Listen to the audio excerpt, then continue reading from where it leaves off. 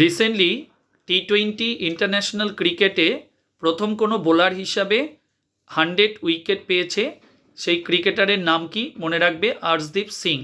আর তিনি তার কেরিয়ারে 100তম যে উইকেটটি পেয়েছে এটা কোন সিরিজে?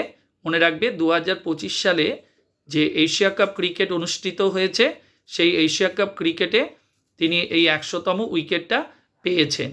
আর মনে রাখবে তিনি হলেন বিশ্বের প্রথম বোলার যিনি টি-20 ইন্টারন্যাশনাল ম্যাচে 100তম উইকেটটা পেয়েছেন।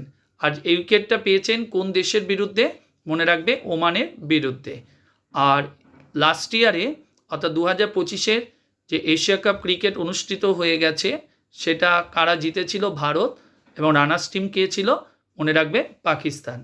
নেক্সট কোশ্চেন হলো, রিসেন্টলি ভারত এবং থাইল্যান্ডের মধ্যে এক্সারসাইজ মৈত্রী মহড়াটা অনুষ্ঠিত হয়ে গেল এবং এটি কোথায় অনুষ্ঠিত হয়েছে?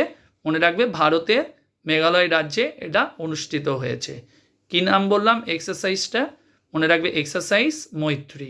কাদের মধ্যে? ভারত এবং থাইল্যান্ডের মধ্যে এটা অনুষ্ঠিত হয়েছে।